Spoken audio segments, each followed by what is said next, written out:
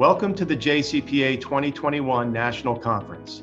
I'm Michael Fromm, JCPA Chair, and on behalf of our Board of Directors, I want to thank you for taking time out of your busy schedules to be with us today. What a year it's been since our last conference in March of 2020. Who could have imagined the challenges that we would face? A deadly pandemic, an increase in anti-Semitism, racism, and hate towards Jews, people of color, and Asian Americans, the resurgence of the civil rights movement, threats to our democracy, and an extremely polarized election. And yet here we are. We have made every effort to address these challenges head on. Our mission is as critical today as it was when we were created in 1944. We are stronger, more resilient, and making an impact every day. JCPA is the national network hub of 125 Jewish community relations councils and 16 national agencies. JCPA remains the convener of the local national Jewish network that is working to build a just and pluralistic America. Our aim is to ensure the safety and security of not just the Jewish community, but all of the communities that make up our diverse country. This is our moment, and I am proud to be with you here today for this important annual conference. 2020 and 2021 will be remembered as a time of profound struggle and upheaval. It has changed us all forever. We are living through a pivotal time in history, so what we do next matters and will set the course for years to come. In the midst of the pandemic, JCPA jumped into action. We defended voting rights, fair elections, and democratic principles. We worked towards criminal justice reform, defended immigration rights, and secured critical funding for Jewish communal institutions. We spoke out against anti-Semitism, anti-Black racism, anti-Asian racism, xenophobia, and growing hate online. JCPA mobilized our grassroots network to develop strategies, education, and toolkits. We launched advocacy campaigns that mobilized thousands of people around the country to work with elected officials as well as people from other backgrounds at their city councils, state houses, and Congress. We worked hand in hand with our National Jewish Agency members and our partners from diverse faiths and racial backgrounds. We are proud that the Jewish community and the JCPA have been at the forefront of these issues since the beginning. We loved sharing with you our more than 45 webinars on critical issues affected by COVID-19, which we used to lift up the voices of those impacted to guide our advocacy and response. As the world begins to reopen with new hope for a brighter future, JCPA will continue to dedicate itself to curing society's ills. We will work for a strong democracy, protect the most vulnerable, combat anti-Semitism, racism, and hate, and build a just and pluralistic America that ensures the safety and well-being of all. JCPA was made for times like these. Together we can heal our wounds, repair the world, and build a better future for all. Good afternoon, everyone. I'm Deborah Cohen, and I'm from the Jewish Federation of Greater Houston, Texas, and a member of the JCPA board. Hi, and I'm Harold Goldberg. I represent the Silicon Valley JCRC and have sat on the executive board of the JCPA for many years. The JCPA conference is the once-a-year opportunity for our network to come together. It's been a thrill to be co-chairing the conference this year with Deborah. Likewise, Harold. For the past several months, Harold Goldberg and I have been working closely with the JCPA staff to put together our first virtual conference. We are thrilled to be with you today as we take this journey together. In planning the conference, we wanted to balance both the substance and important conversations on issues of concern to us. We hope that we have developed the perfect formula of plenaries and workshops, a diversity of topics, and opportunities to network. Our aim is to reinvigorate and inspire all of us to have the strategies to address today's pressing issues, and we know there are many. Ideally, we would have loved to provide a spa day for everyone, and we know how hard all of you have been working around the clock. As a community relations leader, there is no rest for the weary. This conference aims to reflect that you are not alone. We are all in this together, and whether we are at the national level or local level, we are confronted with the same challenges. We must do our community relations work together. We are an important team. The pandemic has created a new way of working for many of us. It has changed our focus and priorities significantly. We believe it was most important to provide all of us an opportunity to come together to discuss critical issues and set a path forward.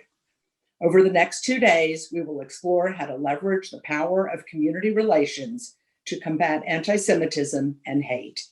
We will challenge everyone here to brainstorm, listen, and learn in order to work together to build a just and pluralistic America in common cause with other racial, ethnic, faith, and civic leaders.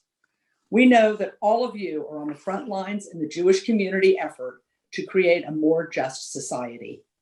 Our goal is that you will have the tools needed to effectively tackle today's complex challenges. After experiencing the pandemic and the many issues that have risen to a priority level, our work is more crucial now than ever. Thank you, Deborah. As a virtual conference, we encourage you to take advantage of as much programming as you can. I'm going to take you through an outline of the 2 days now. We have 4 plenary sessions, 2 a day to bookend the programming sessions on Sunday and Monday. We will be hearing from high-level leaders, government officials, diplomats, and experts. We have 4 blocks of workshops. All the workshops are excellent, and we know you will have trouble making a decision which one to attend. JCPA will be recording each workshop to share with you after the conference. We are thrilled and heartened by the many experts and coalition partners that look forward to being part of the conference and having the time to speak with you on important issues and concerns. We have put together several themed tracks: criminal justice reform, Israel, anti-Semitism and hate, racial equity, and domestic policy priorities. We are showing the movie Shared Legacies tonight with a stellar panel to discuss reinvigorating the African-American Jewish Alliance to meet today's current needs. And tomorrow, our delegates assembly will be held to deliberate and vote on resolutions. If you are attending the resolution sessions, you need to sign up. You can find the link to sign up for the Delegates Expo at the Expo booth. To follow along, we hope that you have downloaded the conference schedule, which also appears on the reception landing page. We also hope that you'll visit the Expo and check out JCPA's resources. You can network, meet with friends and colleagues, and we encourage you to review the instructions and play with this virtual platform so that you have a successful conference experience. And if you feel so moved, we would encourage you to support the JCPA throughout the conference by making a contribution to the organization on our website or on the link in the lobby of the Hop-In platform. I want to thank the JCPA staff, especially Melanie Roth-Gorelick and Chaya Luftig, for all their hard work and literally hundreds and hundreds of hours of planning and coordinating. They have invested in this conference and the many lay leaders, board, and JCRC leaders who have helped to contribute to put together this important program. Thank you all for being here. Together, we are the network. We have a great program, so let's begin. It's my great pleasure to introduce our first speaker. Dean P. Bell is President, CEO, and Professor of History at Spertus Institute for Jewish Learning and Leadership. Dr. Bell has served as President, Vice President, and Secretary-Treasurer of the Midwest Jewish Students Association, and has been a member of the Board of Directors of the Association for Jewish Studies. He is a widely published author in the areas of medieval and early modern Jewish history. His current research focuses on early modern cultural responses to natural disasters, including pandemics. He will be helping us make sense of this last year and the impact it has had on the Jewish community and resilience. Good afternoon. I'm Dean Bell, President and CEO of the Spertus Institute for Jewish Learning and Leadership in Chicago. It's a true honor to help kick off this impressive and important gathering. I've been asked to speak a bit about the term and the use of resilience, particularly in these challenging days of COVID and we hope soon post-COVID. The term resilience is ubiquitous and has been around for a long time in many different fields. And typically when we think about the term resilience, we think about returning to some quote unquote normal functioning, back to a status quo, bouncing back, as we like to say. But I'd like to suggest that there's a different form of resilience that is particularly important in these days and the days ahead, and that is what I like to refer to as complex resilience. That is the ability to learn and to grow in the midst of disruptions and disturbances and all of the uncertainty. There's a vast literature and lots of writing and thinking about resilience these days. But I'd say there's a few key categories that resonate for the work that we do and the work that's facing the Jewish community. The first is religion's important as we think about building resilience across our communities.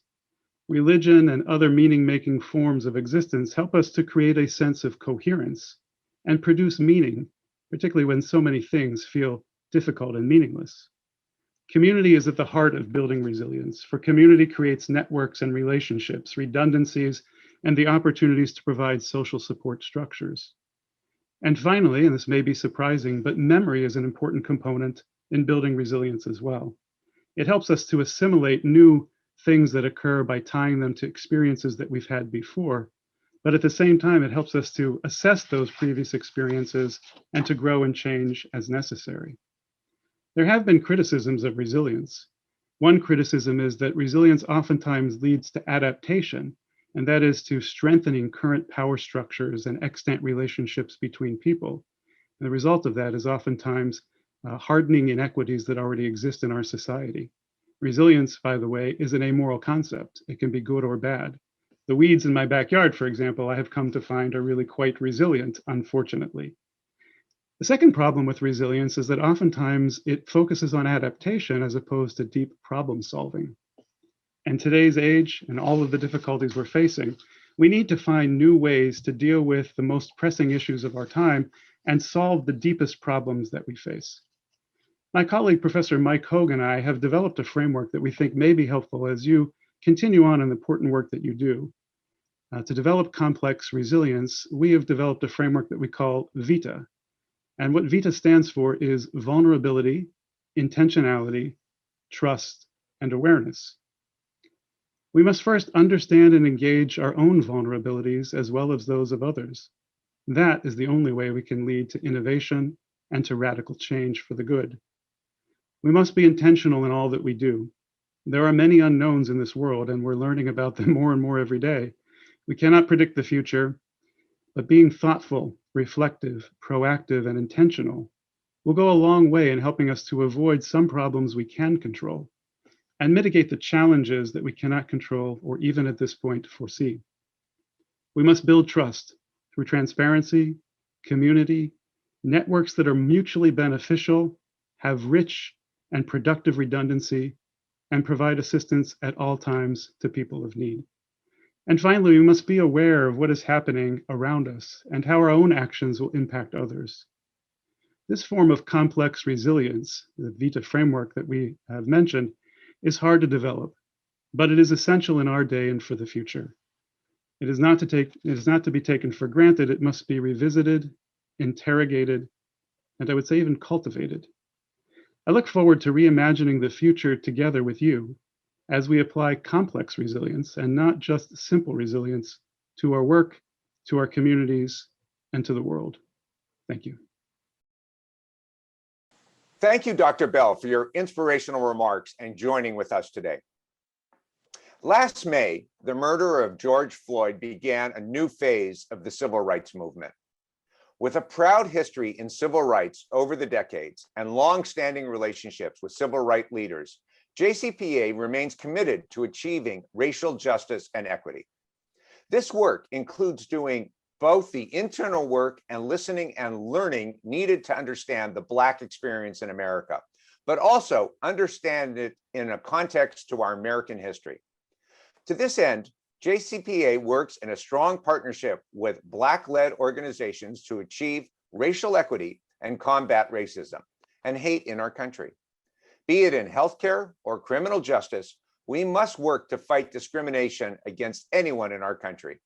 We have taken this work seriously. We have made racial equity a priority issue of this conference, which you will experience in our plenary sessions and our numerous workshops. We are extremely honored to have with us this esteemed panel to speak with us about the state of Black America.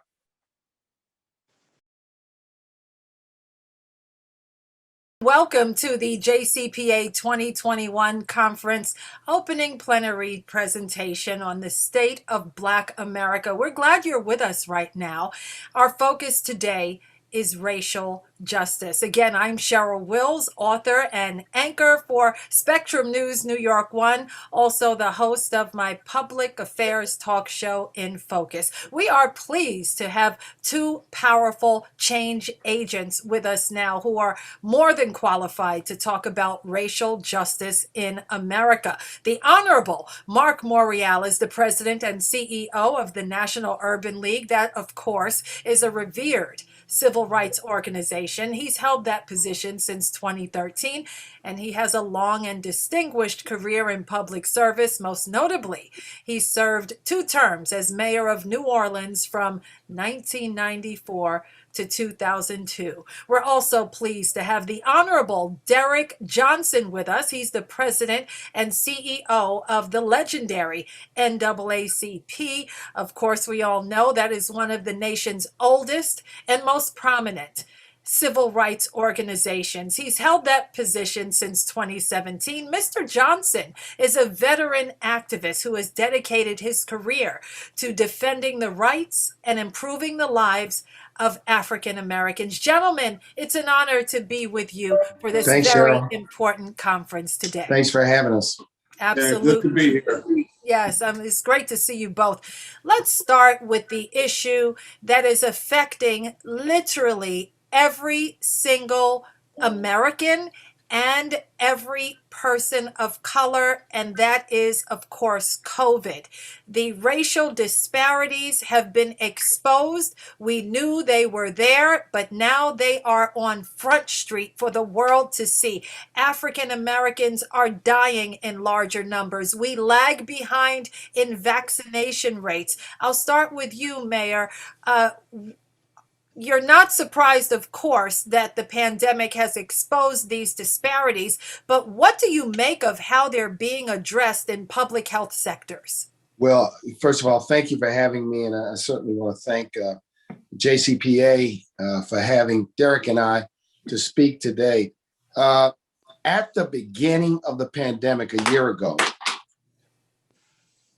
we had no transparency based on race about deaths and the rates of infections.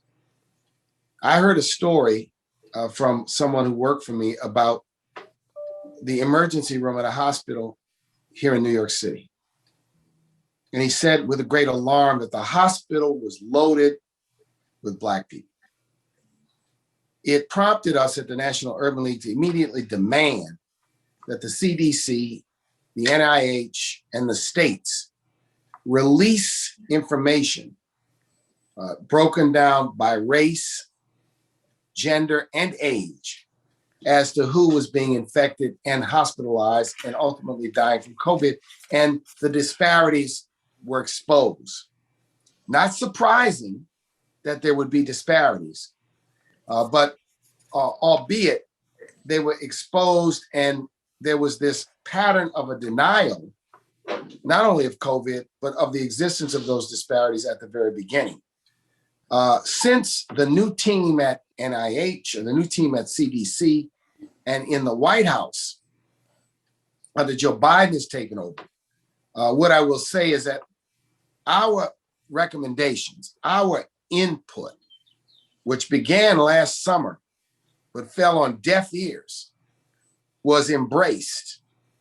Some of those recommendations were, number one, if the government is going to deploy billions of dollars to rebuild the healthcare system, you got to build it back better. You got to build it back differently. You have to build it back in a way that puts an emphasis on health disparities. Number two, that as to this vaccine, there has to be community-based access and community-based locations where the vaccine is going to be administered. And then thirdly, people's reluctance, hesitancy, and distrust needed to be confronted. And it shouldn't be pushed under the rug, but it should be confronted and indeed acknowledged. So we are we have to understand getting through COVID is not going to end health disparities. It's not going to end health disparities, which are a function of a broader set of social and economic disparities that we face in this country. And it will require a concerted effort. And all I'll say, Cheryl, is within this conversation about racial justice in America today, it is about the justice system. It is about policing. It is about the system of mass incarceration, but it's also about economic disparities. It's also about educational disparities. It's also about the racial wealth gap and the high school graduation gap and the college matriculation gap. All of these things fit together. And this moment of new awareness is a moment that we have to seize this moment to bring about the kind of change we all want. Thank you for that. And you bring up some excellent points, Mayor, especially the confrontation of these issues which are directly in our face. Mr. Johnson, speak to the disparities with COVID, especially as it relates to infection rates, deaths, and lagging behind in vaccination rates. All right, thank you for the question. Again, thank you all for having both Mark and myself here. Let's understand structural barriers, structural racism exists, and it has existed for decades, in some scenarios for centuries. And anytime you have a global pandemic, anytime you have a natural disaster of any size or scope, it would always really expose the inequities that we know exist. And COVID was no different, global pandemic. But here is where it really got complicated, not only for African Americans, but for everyone, that we had a global pandemic that lacked a federal response by the strongest nation in this country, resulting in over 560,000 people dying. And it's only now we're beginning to see traction and movement forward that we can breathe any level of relief. But with that, the underlying issues will continue to exist even once we get past this. Access to affordable health care. If 54% of all African Americans live in the former Confederate states in the South, and only 2 of those states have even expanded access to the Affordable Care Act, you're still looking at the persistent problem of access to health care. If you understand that many of our communities are next to dump and waste areas. Far too many of our homes have lead poisons. Far too many of the environments by which our kids live in they're being impacted, resulting in asthma and other respiratory issues. Of course, you're going to have this global pandemic to have a desperate impact on our communities. The real question here is, once we get past this moment, the what's next. That's why it's important for us to continue to push the new administration on this issue of racial equity, to remove the structural barriers that created the conditions that we find ourselves in today, not only as it relates to COVID, but in so many areas. Structural racism, structural barriers must be a priority for this nation to address in order for us to obtain the future that we all aspire towards. Yeah, and there are so many critics who are challenging the notion, gentlemen, of structural racism and systemic racism. It is shocking the number of people who want to admit openly, actually, that this doesn't exist. Speak to, Mayor, how systemic racism and structural racism, especially as Mr. Johnson just eloquently pointed out, how it plays out in American society, because there may be some people who are on the fence about, well, I don't see how systemic racism and structural racism even exists. Blacks have the same opportunities as everyone else. Please speak to that. It is important to give, when we talk about structural racism, examples that people may be able to better understand. One of the best examples is the emergence of homeownership opportunities in this country. In the Great Depression, the federal government got into the homeownership business by guaranteeing mortgages through the Federal Housing Administration, as well as through organizations like the Federal National Mortgage Association, now known as Fannie Mae, where they basically guaranteed mortgages for people to buy homes. Those guarantees led to the significant explosion in home ownership in the United States and the growth of suburban America. Black people were not allowed to, if you will, get a guaranteed mortgage, and therefore could not at the same levels buy a home. So fast forward to today, because 2/3 of all American wealth is achieved through intergenerational transfers. You inherit a house from your parents. Your parents take equity out in their home to pay for your college education. You inherit money from your parents, and you utilize that money to give you a step ahead in life. 2/3 of all American wealth is inherited, or rather, it comes from intergenerational transfers. Not well understood. There are the self-made, independent billionaires, but generally speaking, even if you inherited $15,000 or $10,000, it may make a difference in whether you have enough money. So the cumulative effect is that today, 2021, if Black people, for the first time, were able to get mortgages guaranteed by the government 25 or 30 years ago, but still not at the same level, or 40 years ago, then the gap that was created in the 1940s and 50s exists today.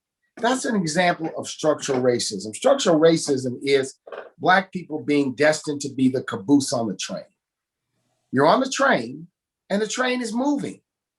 And when the train speeds up, you speed up, but you're still the caboose. And I think many people do not understand it. You have a combination of, I don't understand it because I don't want to understand.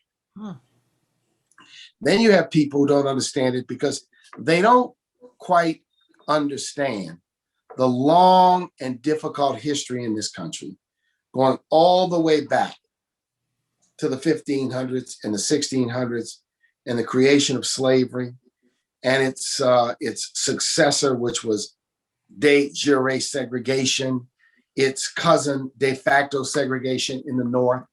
And they don't know this history.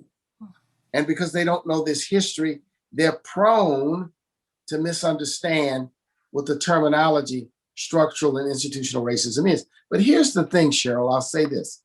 More people today than in my professional life are understanding, open to learning, have a sensibility about structural and institutional racism, and want to do something about it.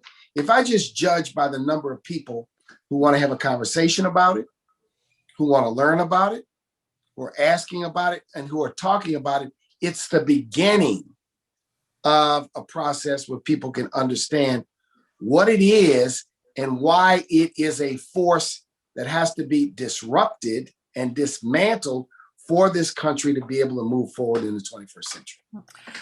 Mr. Johnson, I want you to just build on that, because there is a few weeks ago, a gentleman named Andrew Gutman wrote a scathing letter to a school, one of the most exclusive schools in New York City. And he explained how, and this is an intelligent man, well educated, he pulled his daughter from a school because they had, in his words, the audacity to make every parent sign a pledge of anti-racism. And he explained how there's no such thing anymore. It's been 50 years. Systemic and institutional racism ended, he said, 50 years ago.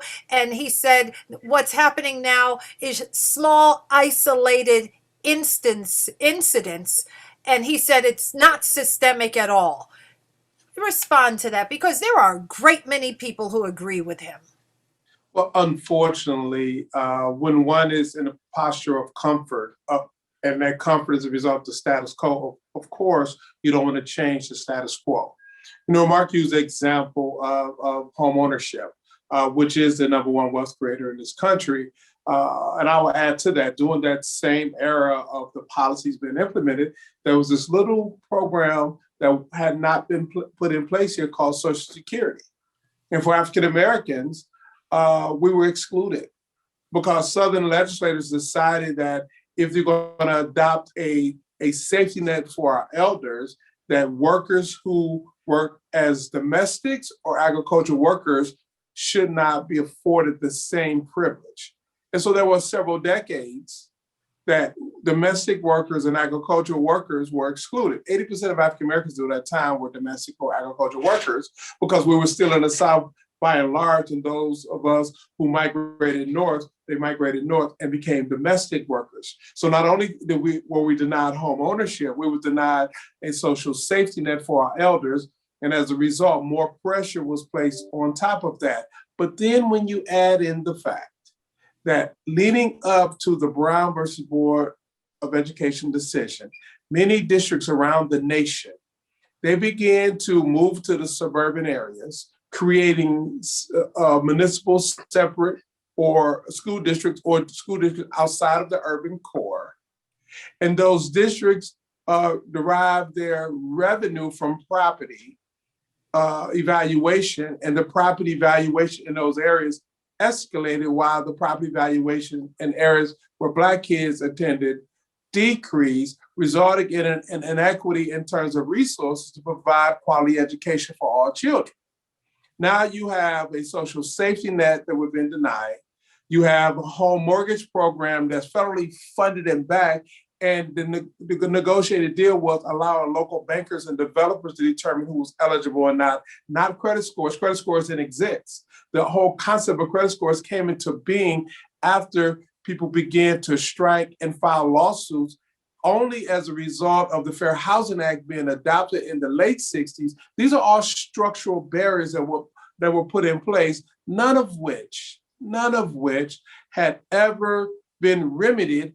And when it comes to education, we're still suffering from a funding model that denied poor communities quality education because the funding structure is based on property value, while other communities have an accelerated learning experience for their children because it's based on property value, and that property value is as much subjective than it is anything else. And then you overlay that with the denial that these things ever happen, assuming because a few pieces of legislation were passed, maybe in 65 or 64 or 67, that everything is fine and good. Well, we learned in 2008, there is no such thing as a post-racial society, because that was said once President Obama was elected, only for us to wake up and begin to see the Glenn Becks of the world, begin to watch Fox News accelerate tribalism and racial hatred, begin to recognize the emerging conversation around birtherism, begin to see what took place in 2016 and what happened the last 4 years has been off the charts because it has emboldened a set of individuals to put their white supremacist dogma on public display, whether it was in Charlottesville, whether it was murdering people at a synagogue in Pittsburgh, or attempting to kill people at a church in Louisville, Kentucky, or taking kids at the border, or what happened in Wisconsin. I am sitting in Minneapolis right now because the last 4 years accelerated this concept of white supremacy. But all of that is undergirded under the concept of the structural barriers that were put in front of African Americans. We have to change our direction and not allow people to opine based on their position of comfort as if that is the standard, when in reality, it is far from the standard. Mr. Johnson, you say that you're sitting in Minneapolis right now, no doubt, because of Derrick Chauvin and the killing of George Floyd. What are some of the lessons learned from the trial? What was interesting in the closing arguments is that the prosecution implored the jury, "You can believe your eyes," which is almost an incredulous thing to say. Why would you have to tell people you can believe your eyes when it was in plain sight more than 9 minutes? An officer kept his knee on the neck of an American citizen and he died in front of our eyes. And now there's all this confusion. You can believe your eyes. It's almost absurd to even have to say that. What are your thoughts on the trial itself? So first of all, this trial is not only about the unfortunate, untimely death of George Floyd. This is our seminal moment. This is an opportunity for us to address our criminal justice systems. What I learned today, meeting with the police chief, who is courageous nonetheless, is that if Derrick Chauvin is not found guilty, he can be rehired back on the force. That him being fired isn't the final say. That in this state, like it is in other states, there's an arbitration process, and over 50% of the police officers who are terminated from this agency are reinstated because of an arbitration clause. Even if the termination was around falsifying official records or egregious acts, that's not heard of. Secondly, what we're also looking at is the reality that you have a lot of good officers. However, many of them have been muzzled to speak out around what has been taking place for decades. And fortunately, because of the courage of the police chief and all of the officers who testified, they had the courage to speak out. This is inconsistent with any training that we provide, and what he did is unconscionable. And then finally, the globe is watching. What are we going to do as a nation if we don't believe our eyes? This is not Richard Pryor's joke. Who are you going to believe, your lying eyes or me? This is the reality of a man being killed in broad daylight while the globe watched. The NAACP was created 112 years ago to fight against lynching because Black people were on average being lynched once a day. And in many of those cases, they were taken to the town square where local law enforcement officers and sheriffs will get people out of jail. And it was like a picnic to watch the lynching. And we was created to advocate for federal oversight, to give the federal government the authority to go into local jurisdictions, to investigate, prosecute, and hold accountable.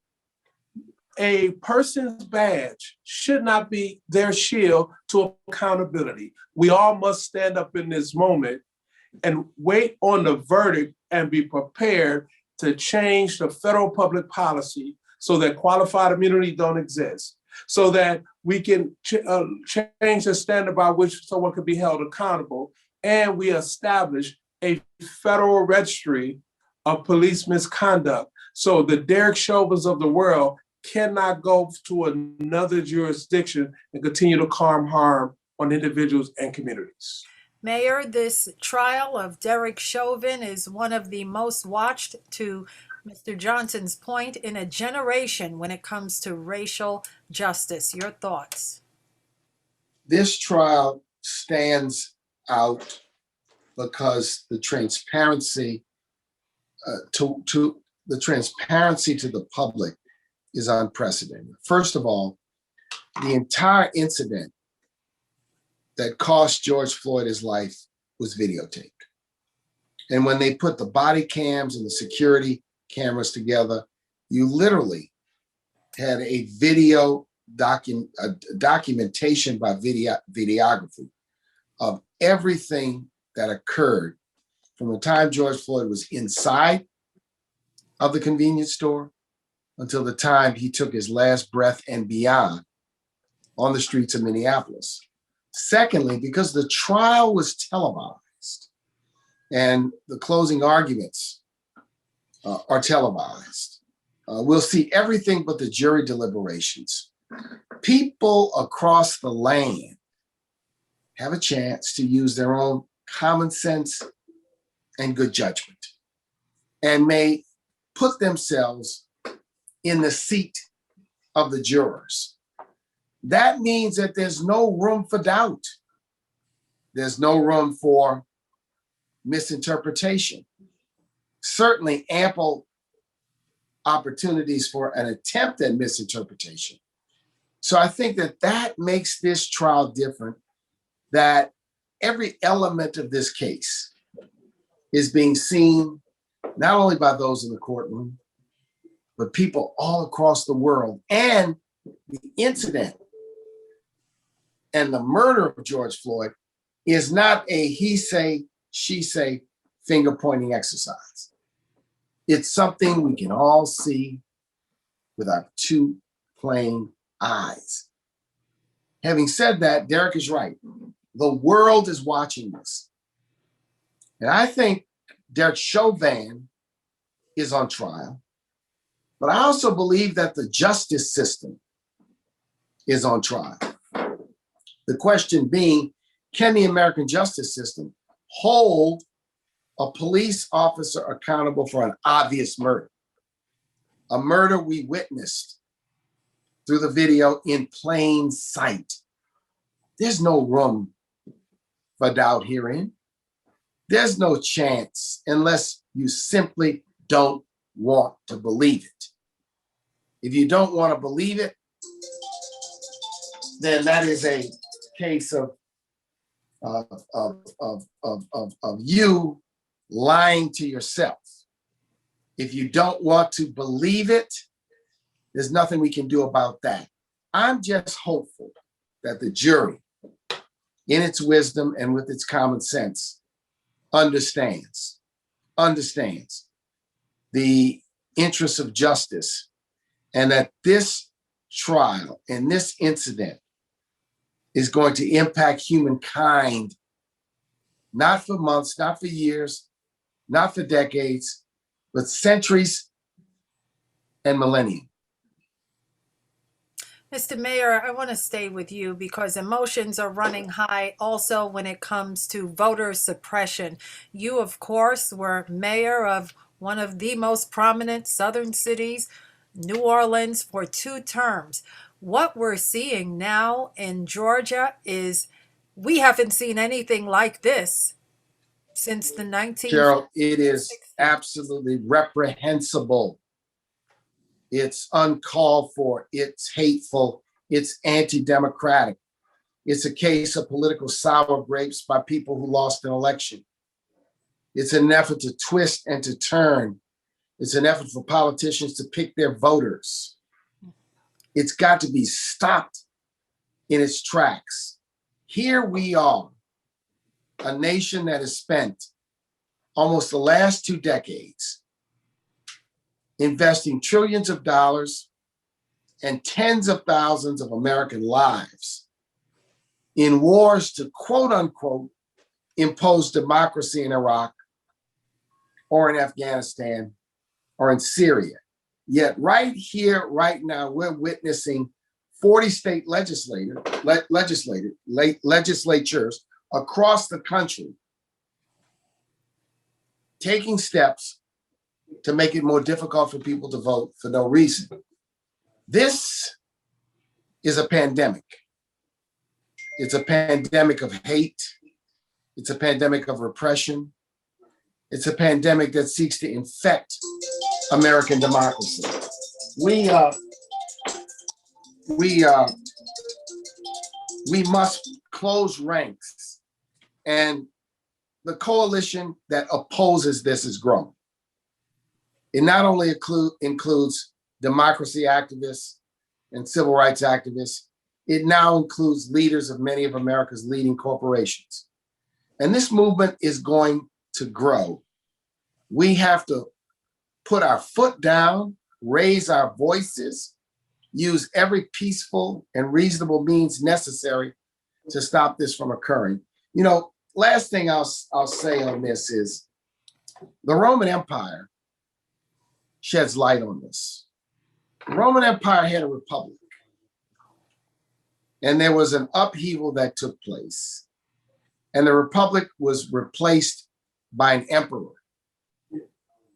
The emperor ruled the Roman Empire for a longer period of time, the series of emperors, than the republic, which existed in the years before the birth of Jesus Christ, lasted.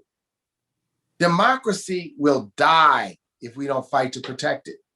Democracy and the right to vote are one of the foundations of this country, and the founding fathers made grave mistakes, and every generation has sought to improve and expand and protect the right to vote. My parents, your parents, Derrick's parents, grandparents, our forefathers and foremothers fought, laid down their lives, shed blood. And we are not going to let the clock be turned back.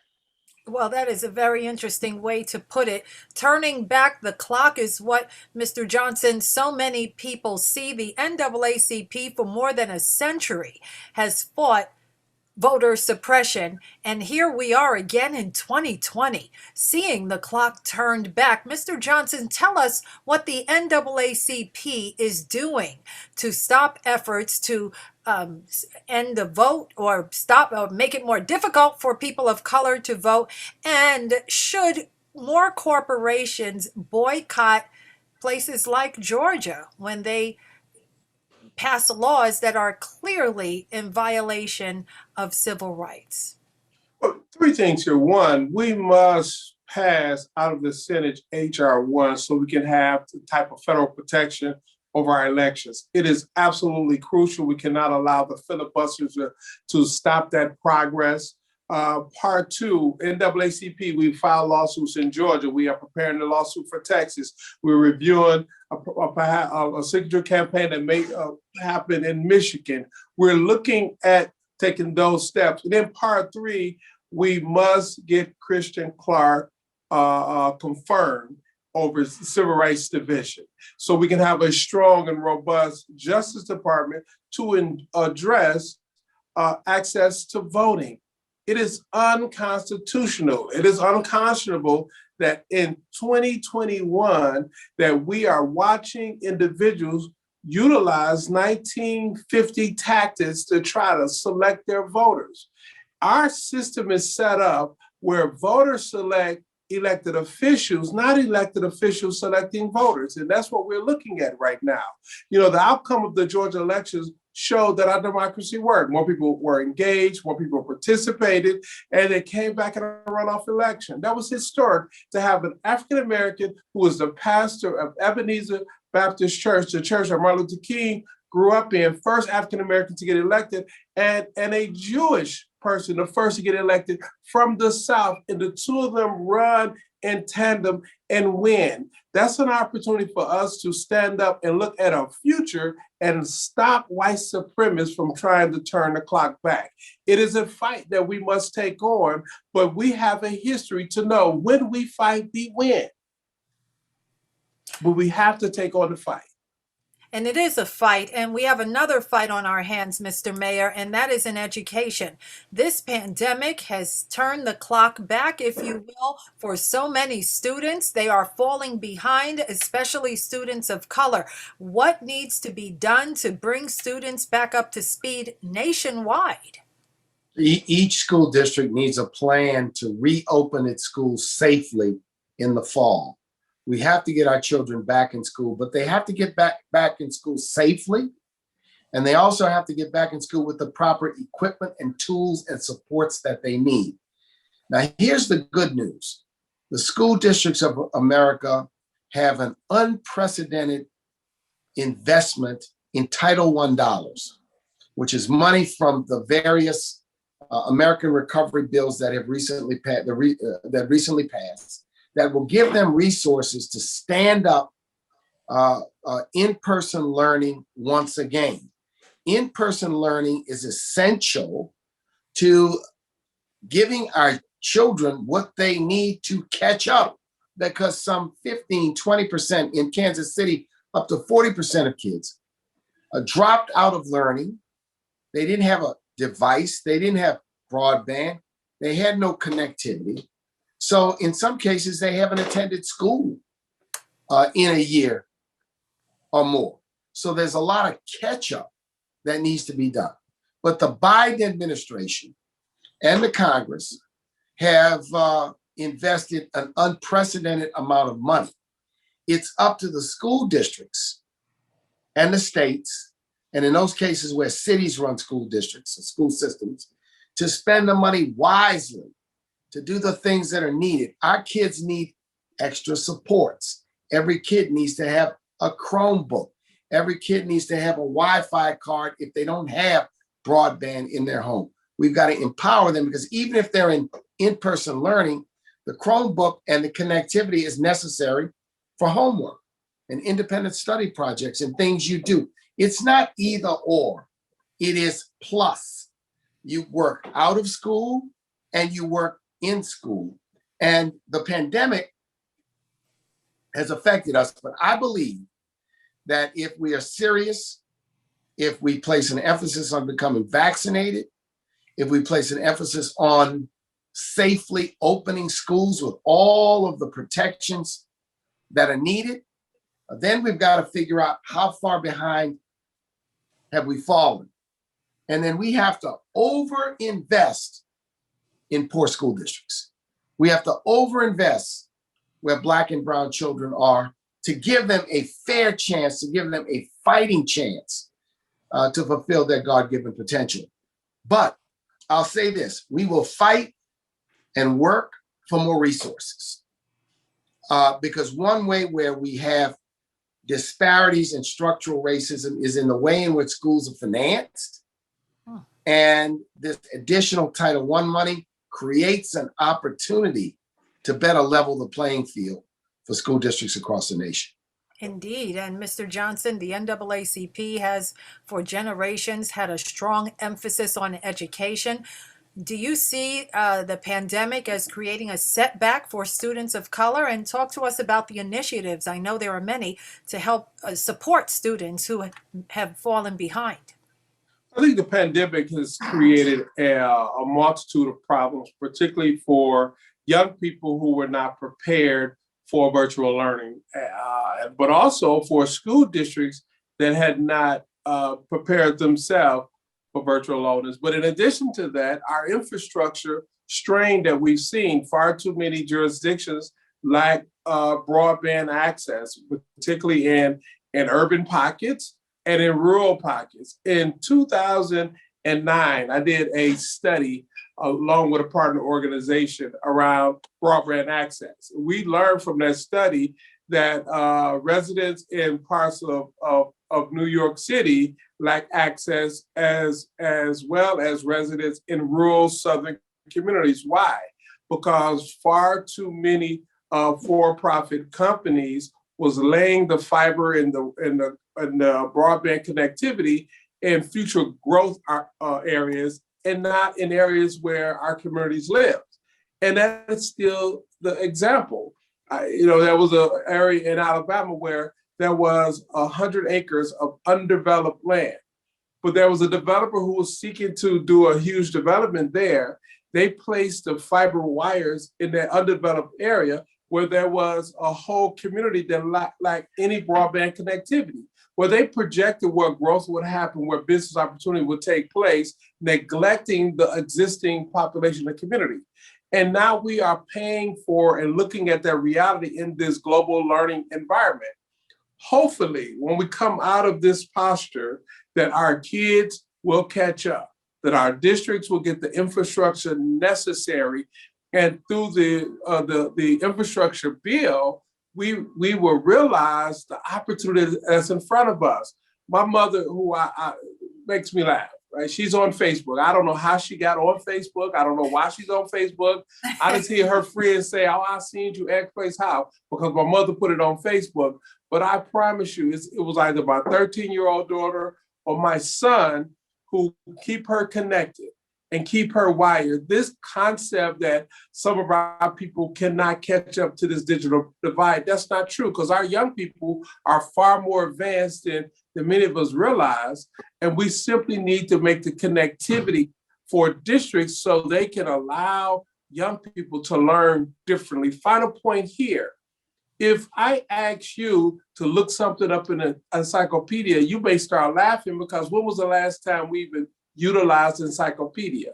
We are in a digital reality that we're not going to go backwards. So let's embrace it. And the pandemic was only an accelerator to force us to a posture that we should have been in over 5+ years ago. So let's embrace it. Let's move as fast as we can so our young people can enter a global learning environment and be prosperous at it. Okay, and Mr. Johnson, I want to start this part with you.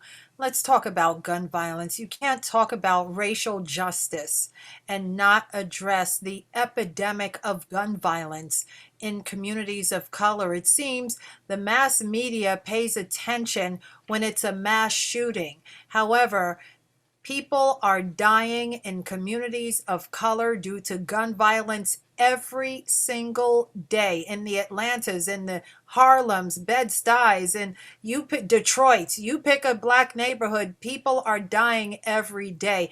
And the gang violence is also a major issue. What should happen to bring this kind of violence to an end? What needs to happen? It's not a black problem, it's a poverty problem. It is a problem that we must address. You go to West Virginia, you see this problem. You go to parts of Kentucky, you go to any inner city pocket in Portland, Oregon, you see a problem. It is amazing how we are denying a more healthy environment by allowing the gun industry to dictate the terms of the quality of life that we're living. If New Zealand can have an incident and within months address it, if Australia can have an incident and in less than a year address it, we should be able to address the epidemic of gun violence. What's most peculiar, majority of the American people, black, white, Republicans, Democrats, we all support sensible gun control. You don't need an AK-47 to go rabbit hunting. You wouldn't have a rabbit left when you finish shooting the rabbit. We do need a system of tracking and ensuring individuals who have no business with a gun, it makes it more difficult. Why should me or Mark or you or anyone, why shouldn't we wait 3 days a week for a background check? There's nothing wrong with that. Why should we allow assault-style weapons to be stockpiles in whether it's rural or urban areas? This is not about hunting. I'm a hunter. I enjoy it. I don't know how to hunt, but I like go sit in my deer hunting stand. This is not about hunting. This has nothing to do with the Second Amendment because that has been so misinterpreted to fit an outcome as opposed to interpret, to live the reality that, yes, we don't have to deny individuals the right to assemble. We don't have to deny individuals the right to bear arms, but we can regulate what type of arms that should be bared. And we should always ensure that when we assemble, people can be safe, can be comforted, be comfortable.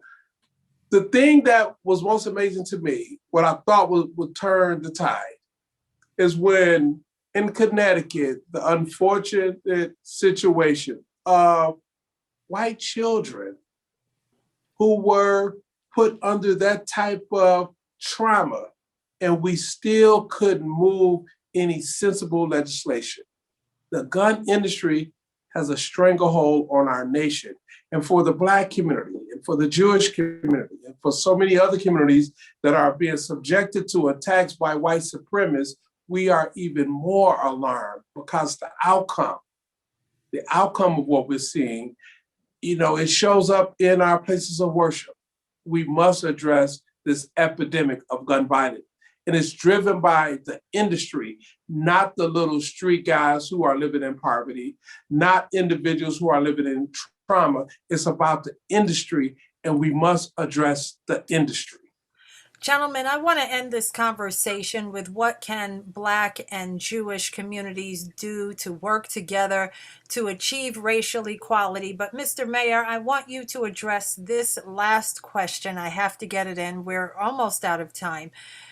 There has been a lot of talk. 60 Minutes recently did an incredible report, and it's being talked about everywhere now, about how racism is life-threatening. And the Centers for Disease Control has declared that racism itself is a serious public health threat in America. This is one of the first times, as far as I can remember, perhaps you gentlemen have a better memory than I, that researchers are now linking racism to the health, the deteriorating health of African Americans. Mr. Mayor, your thoughts? All I can say, it's about time.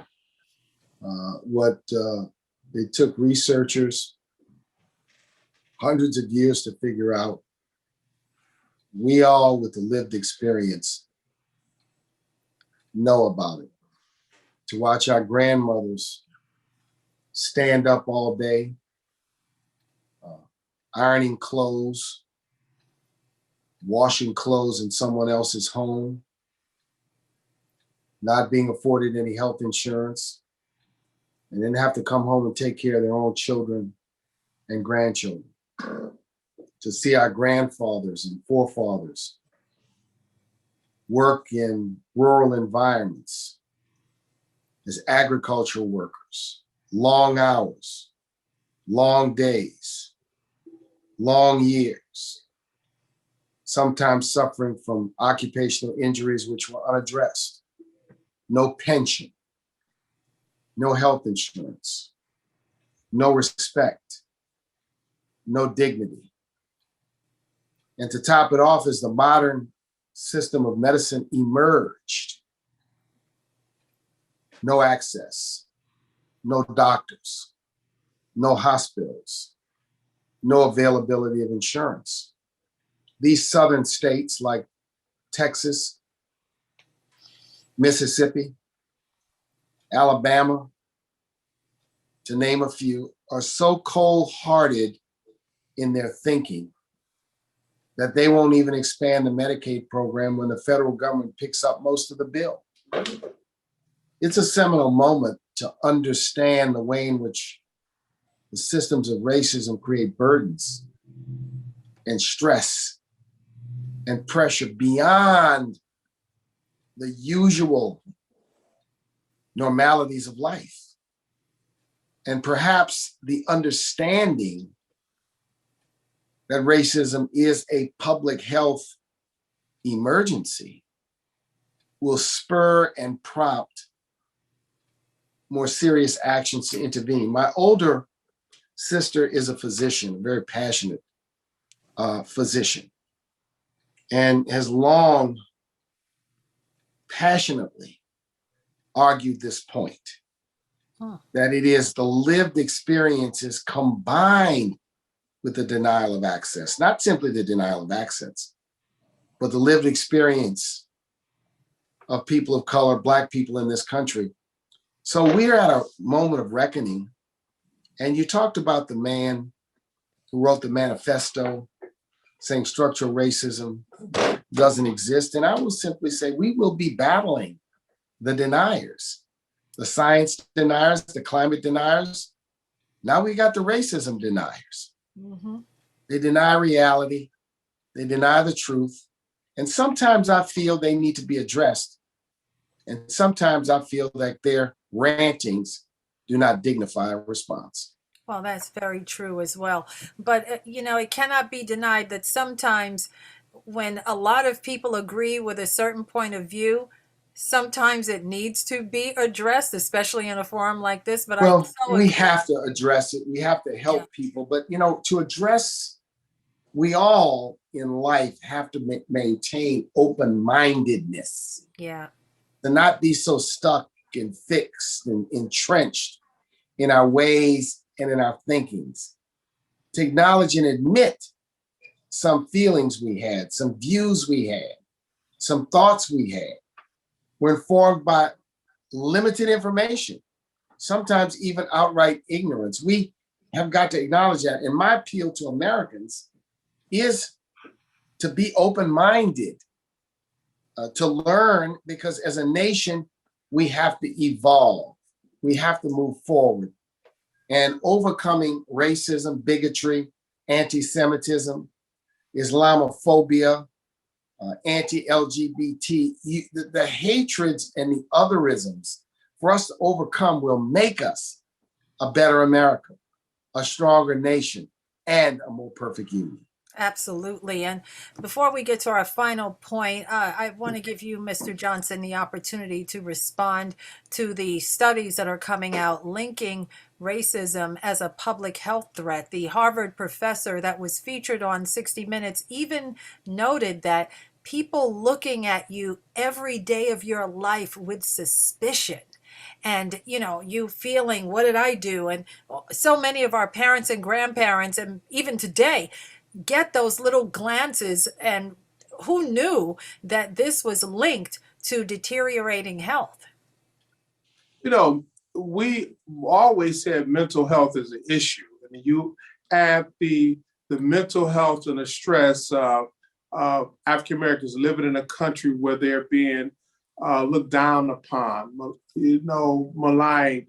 Of course, over time, over generations, over decades, it will begin to have an impact on our health. The life expectancy of African Americans have always been shorter. That's not only because of the neglect and access to health care and the poor living conditions that people found themselves in, is also with the stress of racism, the reality of racism, and having to confront racism. Fear is the most powerful emotion human beings have. It either paralyzes us or propels us to act.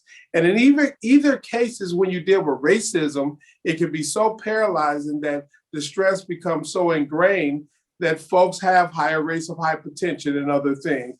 Or it can propel you to act. But even in that, the stress of the retaliation for you acting to fight racism becomes an issue. We must do away with the caste system in this nation. And it goes beyond racism is real, but we live in a caste system. Race is a social construct. Many individuals who were part of the white caste were not part of the white caste in the 20s, 30s, and 40s until it became politically expedient. But Black folks can never be a part of the white caste. That we will always be looked down upon or seen as other. And it's the otherness in this case that causes both Mark and myself to have the talk with our sons. It is the otherness in our case, knowing that no matter how well our daughters would do, that there are limitations that will be put in front of them and the frustration out of that. It is the otherness in our case, knowing that even if we are able to be successful and accumulate, we're always under attack because people see our accumulation as somehow taking from them. That's what we see in January 6th. People thinking that an electoral turnout was being stolen from them, when in fact we collectively leverage our vote, our currency, in a way to represent our best political interests, to make our community safe, to create a more stable democracy. And yet, because of that, it cannot be accepted.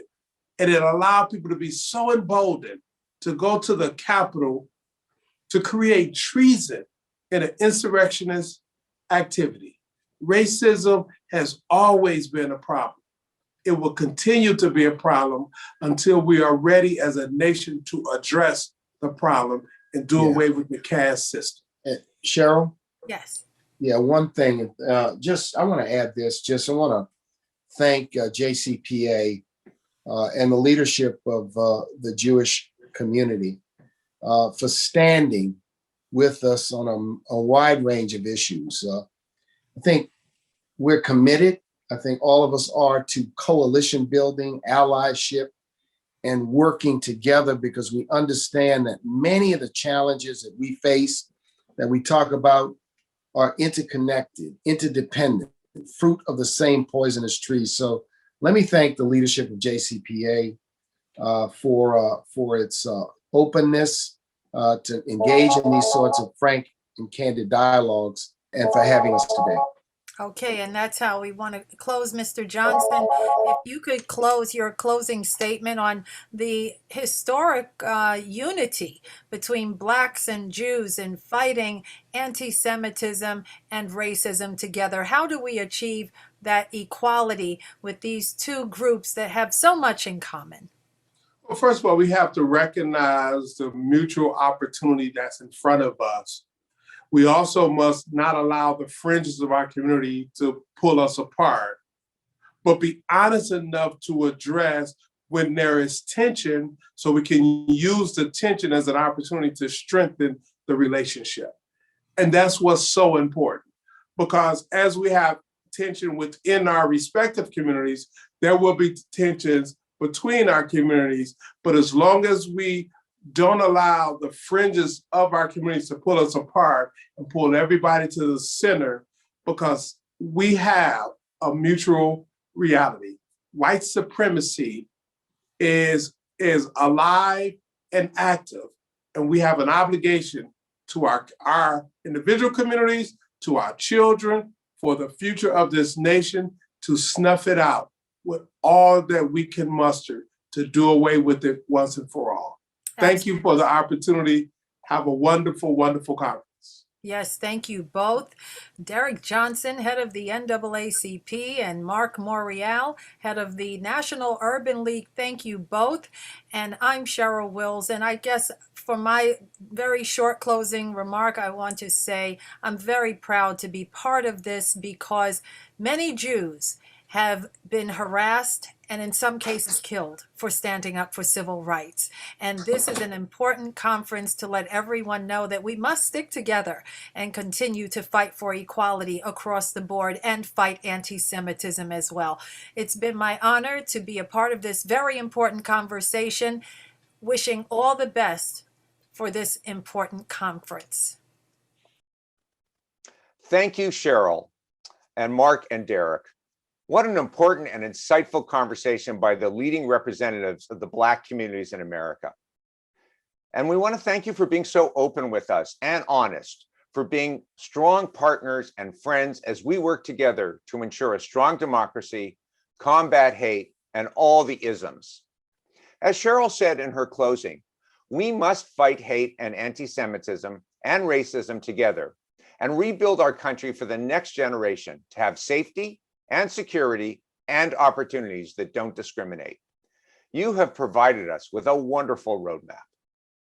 As we end this plenary, we hope you will enjoy the next part of the conference, which are 2 sets of workshop blocks. You will find the choices of workshops in the conference schedule. All of them will be recorded and shared with you at the end of the conference. And we look forward to seeing you back on the main stage later today at 5 p.m. for our next plenary session, featuring the Israeli ambassador to the US and UN and athletes against anti-Semitism. I'm very much looking forward to these sessions, and I hope you are too. We'll see you then.